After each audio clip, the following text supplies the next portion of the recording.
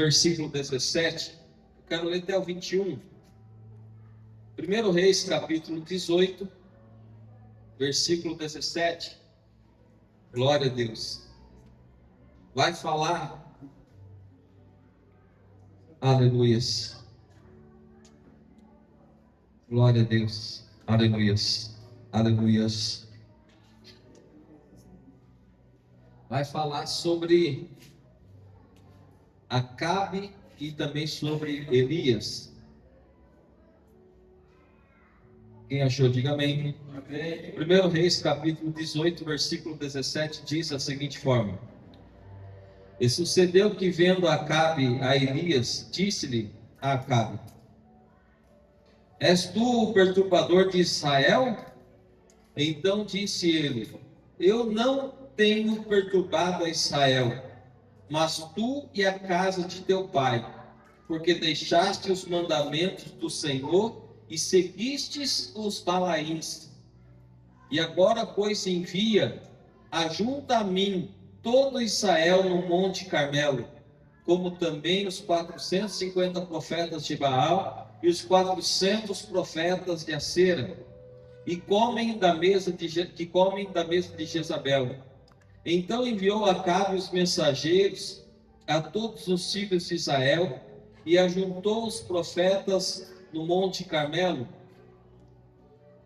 Então Elias se chegou a todo o povo e disse: Até quando cocheareis entre dois pensamentos? Se o Senhor é Deus, segue-o. Se Balaal, segue-o. Porém o povo lhe não respondeu nada. Amém, igreja? Amém. Feche teus olhos, vamos orar. Senhor Deus e Pai Todo-Poderoso, aqui está a tua palavra poderosa. Venha, Senhor, falar ao nosso coração de uma forma tremenda e especial. É o que nós lhe pedimos, ó Deus querido e poderoso. Venha agir de uma forma gloriosa em nome de Jesus. Amém, igreja? Amém. Pode aplaudir ao Senhor e se assentar. Aleluia. Glória a Deus. Aleluia. Glória a Deus. Aleluia. Glória a Deus. Nós vemos nessa passagem algo que, quando eu lia esse dia de hoje, o Senhor mexia muito comigo numa questão. Quem aqui um dia, você, no seu pensamento, você estando certo de algo, que você estava correto naquela questão, e alguém te acusou, alguém te disse algo, alguém te apontou dizendo que você estava errado? Quem já passou por isso? Sabendo que está certo do seu ponto de vista, mas alguém te apontando e acusando. Quem nunca passou por isso, na verdade? Quando eu lia essa mensagem, eu comecei a entender que no mundo que nós vivemos hoje, nós passamos constantemente por isso. Porque hoje, se você olhar a internet, olhar as redes sociais, você vai ver uma grande quantidade de pessoas do mundo apontando o dedo para os cristãos e dizendo que eles são tantas coisas, que eu não vou nem repetir aqui, mas que são tantas coisas, apontando, acusando, como se nós, cristãos, fôssemos acusadores, coisa que o diabo é. Lógico que nós sempre temos em todas as áreas da vida aquelas pessoas que são tão intensas com o que acreditam, que às vezes faltam até com educação. Como assim, pastor? Eu vou tentar te mostrar o que eu quero passar. Às vezes tem pessoas que, por conhecer a palavra de Deus, servir ao Senhor, acham que todo mundo está errado. Mas também tem aqueles que estão no mundo e que vão bater de frente com a gente e apontar como a gente é errado como a gente não tem paciência, como nós pintarmos nós como se fosse alguém do diabo. E quando eu li essa palavra, eu comecei a entender que Elias, aqui, ele foi usado pelo Senhor como profeta para abrir os olhos de Acabe. Ele estava vivendo ali constantemente com Acabe, e Deus tinha desagradado de Acabe, porque Acabe tinha desviado o seu olhar de Deus, do Senhor, dos mandamentos de Deus, e começou a seguir os mandamentos dos Balaíns. Pastor, quem que é Balaíns? Era um Deus chamado Baal, aquele povo que acreditava em Baal, ou seja, estavam duvidando da sua fé. Eles conheciam a palavra até então, mas devido a algumas circunstâncias, até como o presbítero Silas falou aqui, também sobre isso, que muitas pessoas às vezes começaram a se voltar para idolatria, se voltar para as coisas do mundo, porque acha que é normal. Não, agora eu conheço a Deus, eu sei que Deus, Ele tem misericórdia, eu sei que Ele existe, eu continuo crendo, eu continuo confiando, mas eu não preciso estar mais dentro de uma igreja. Tem muita gente pensando dessa maneira hoje. Ele acha que ele orando em casa vai resolver, ele acha que, pastor, mas o orar precisa ser na igreja? Não, o orar tem que ser em qualquer lugar, principalmente na casa, na tua casa, lá no teu quarto. Porque a própria palavra de Deus fala, fecha a porta do teu quarto e fala com o Pai e Ele te ouvirá. Quando nós entendemos isso, nós vamos entender que não é simplesmente as quatro paredes que nós devemos servir a Deus. O servir a Deus já começa lá em nosso lar, quando a gente se prepara para vir para o culto. Amém, igreja? Amém. Pastor, mas por que então preciso estar na igreja? O estar na igreja é estar em comunhão com os irmãos. Não adianta eu dizer que amo a Deus e não amo o meu próximo. Glória a Deus. Sendo que a própria palavra de Deus fala sobre os dois grandes mandamentos, que é amar a Deus sobre todas as coisas e amar o próximo como a si mesmo. Quando entramos nessa segunda parte, nesse segundo grande mandamento, que é amar o próximo como a si mesmo, aqui começa o maior perigo do cristão. Aqui começa a maior preocupação de Deus conosco. Porque se a gente não se aprumar diante da presença de Deus, diante da palavra de Deus, a gente não vai entender o que Deus tem preparado para nós. Quando Elias foi para Acabe e disse a Acabe, o Senhor manda te dizer para você se converter de verdade, você está seguindo Deus de Baal, para com isso, para de voltar para a idolatria, para as coisas mal. E ali ele começou a ser perseguido. Ali, não só Acabe, mas sua esposa Jezabel começam a perseguir os profetas de Deus, ao ponto de eles, neste momento, se você continuar lendo da onde nós paramos, você vai começar a ler que Elias, ele faz ali uma certa maneira, não uma competição, mas ele declara, ele chama para o peito ali, ele assume a situação e ele disse, olha Acabe, o problema é esse, você acha que você está certo? Então chama os 450 profetas de Baal, chama todos eles. Chama também os 400 profetas de Acer. Chama eles, aqueles que se assentam à mesa de Jezabel e comem com vocês. Chame todos. E nós vamos preparar 2 novilhos. Aquele Deus que responder com fogo, esse é o Deus verdadeiro. Se você continuar lendo, você vai ver essa passagem e vai dizer que primeiro Elias chama aqueles 450 profetas de Baal e fala, pode escolher o novilho. Pode até meio-dia, é a chance de vocês. Pode orar, pode clamar o Deus de Baal, pode sacrificar o novilho, pode fazer o que vocês quiserem até meio-dia. De meio-dia em diante é comigo. A Bíblia vai revelar para nós, igreja, que esses 450 homens começam a orar, começam a buscar a Baal, e nada acontece. Eles começam a clamar, eles começam a se martirizar, eles começam de repente a se chicotear, eles começam ali a fazer da melhor maneira que eles podiam para clamar um Deus que era pintado pelo homem, que era feito por mão de homens. E quando isso acontece, começou a chegar perto do meio-dia e Elias começa a falar assim: olha, grita mais alto, clama mais alto. De repente, seu Deus está dormindo. Porque Elias tinha a convicção do Deus que ele cria.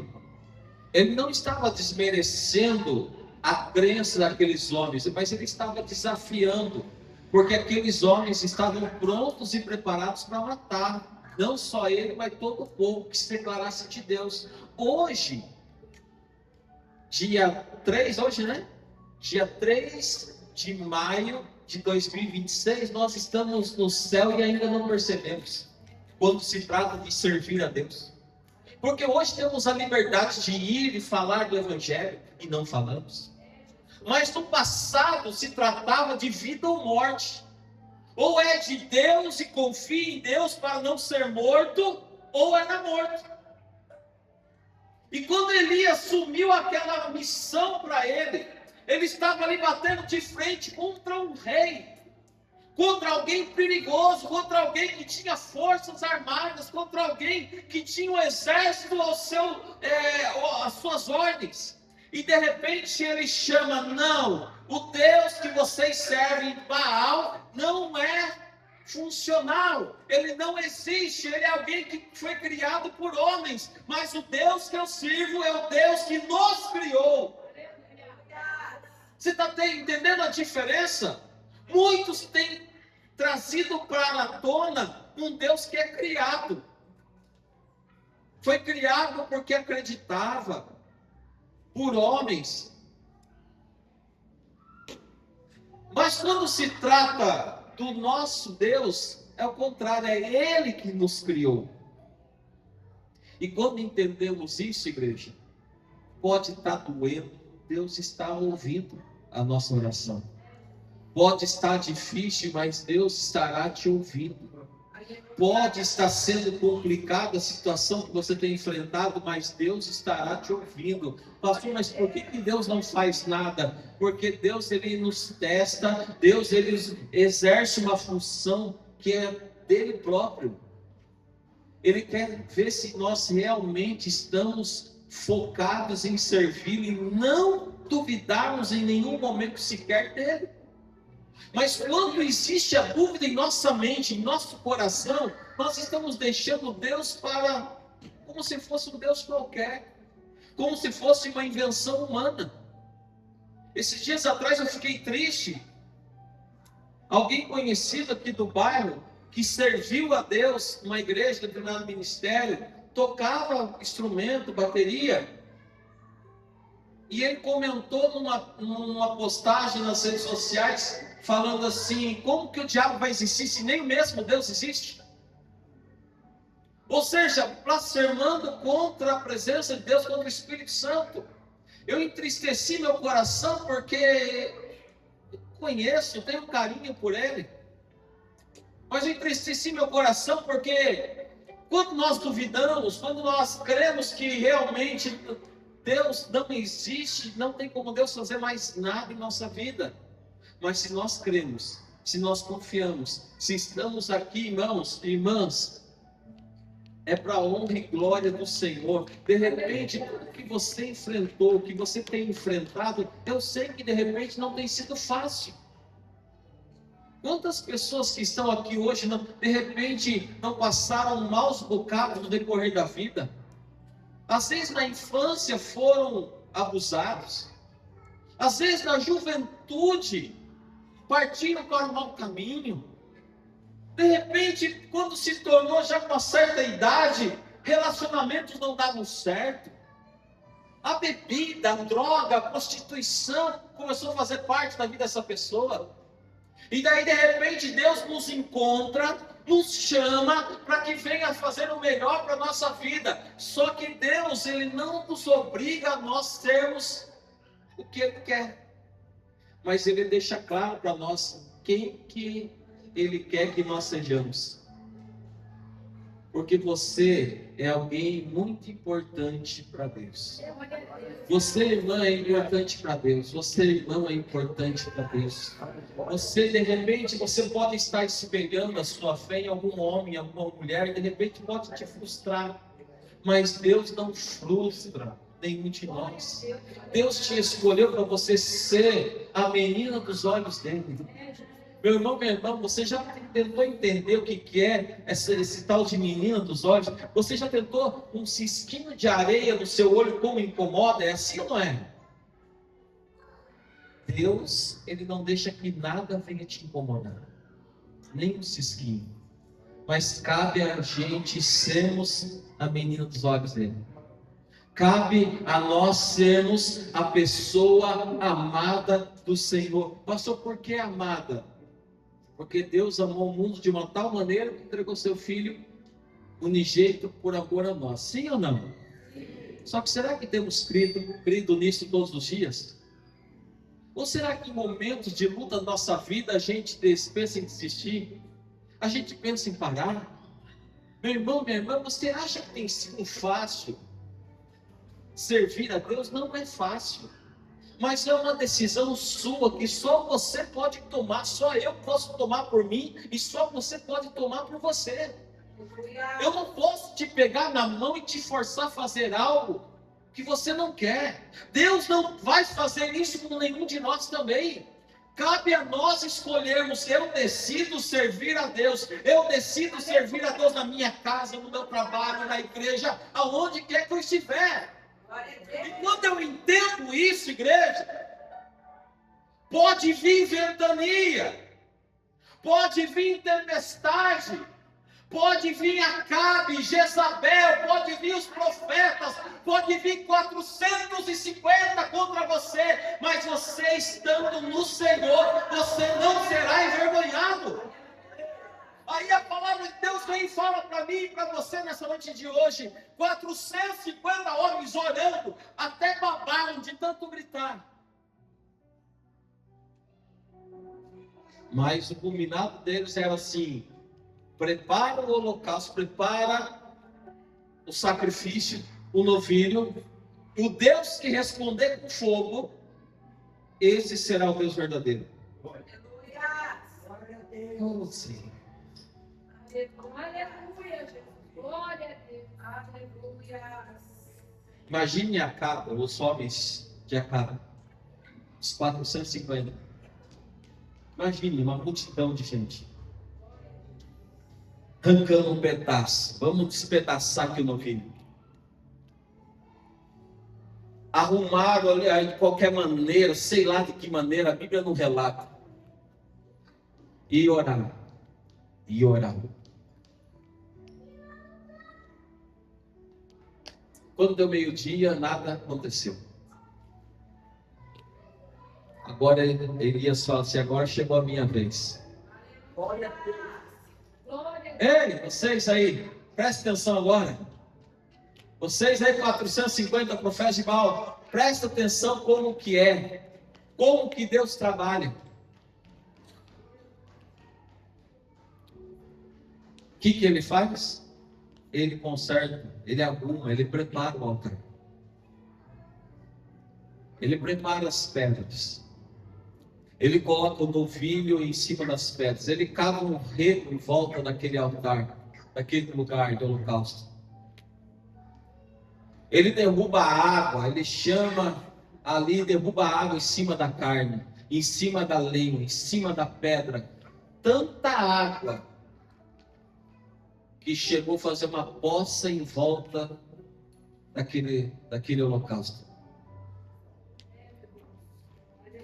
E daí a oração de Elias não foi 3 horas, não foi 4 horas, não foi 6 horas de oração. A oração de Elias foi: ó Deus, Senhor dos exércitos,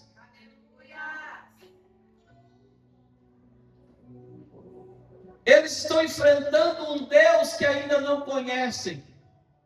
Mas, Senhor, ouça a minha oração, a minha voz.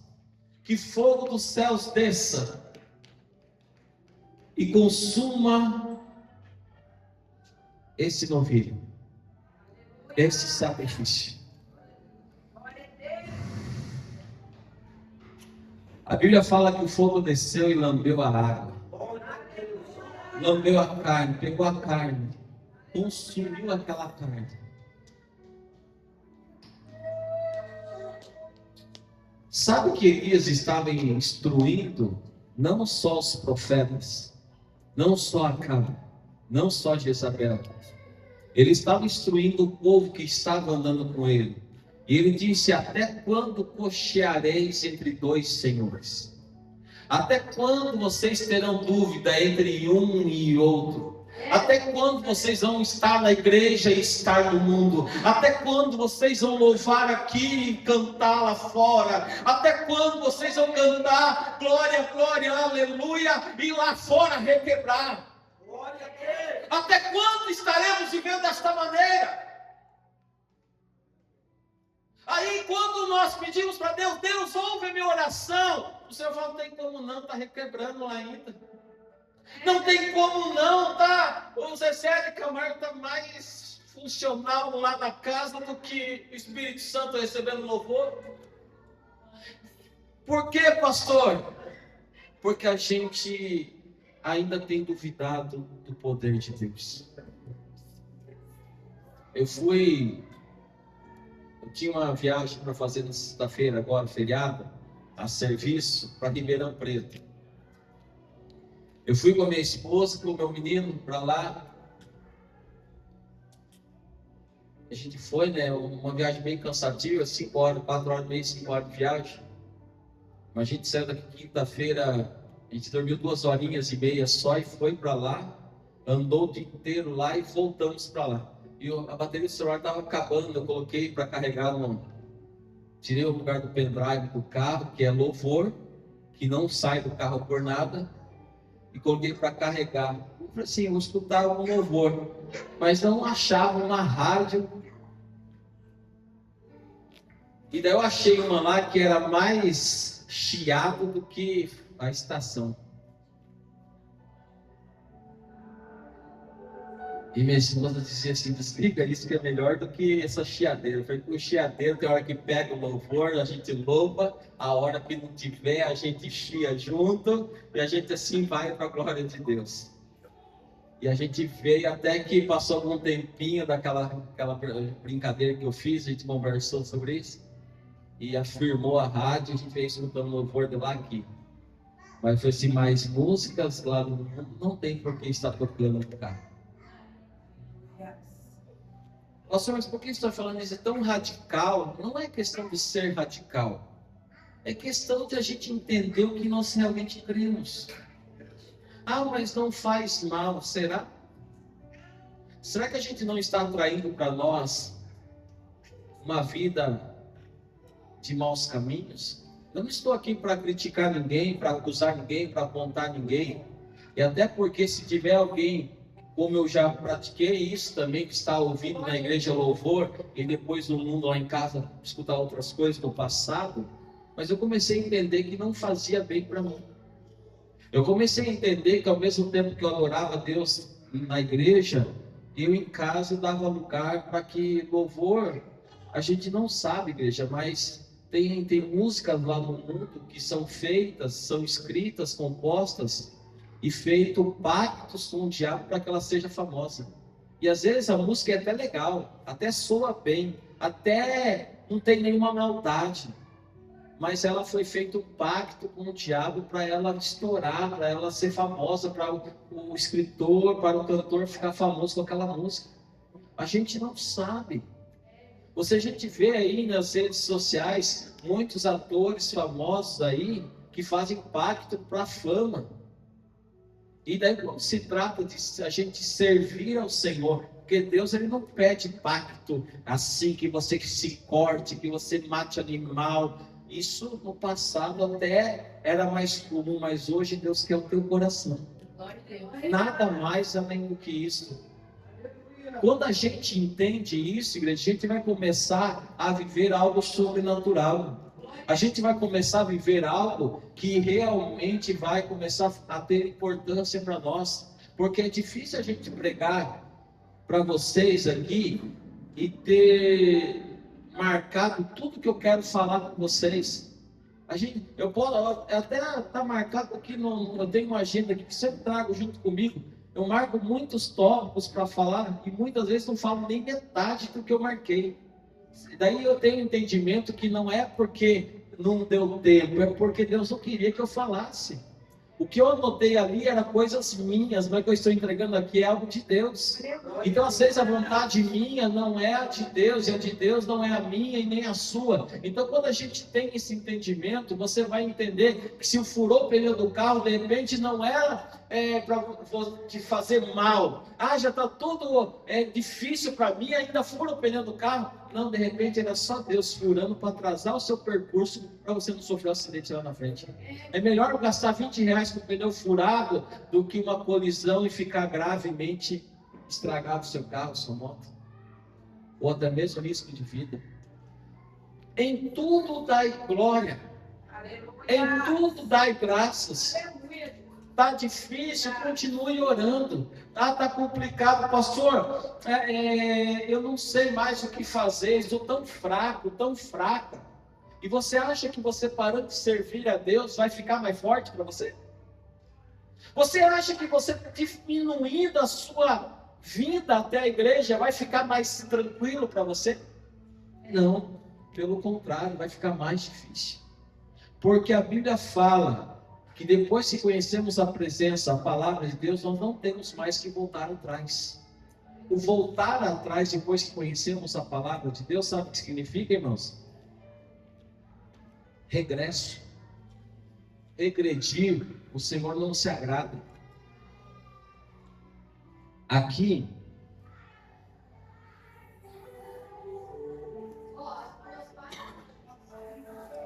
quando Acabe fala para Elias, olha o que Acabe fala para Elias: és tu perturbador de Israel? E Elias disse: eu não tenho perturbado Israel, mas tu e a casa de teu pai, porque deixastes os mandamentos do Senhor e seguistes os Balaíns. 19. Agora, pois, envia, ajunta a mim todo o Israel no Monte Carmelo, como também os 450 profetas de Baal, os 400 profetas de Acera, que comem da mesa de Jezabel. Então enviou Acabe os mensageiros a todos os filhos de Israel e ajuntou os profetas no Monte Carmelo. E aí Elias dá o recado de Deus. Elias se chegou a todo o povo e disse: até quando cocheareis entre dois pensamentos?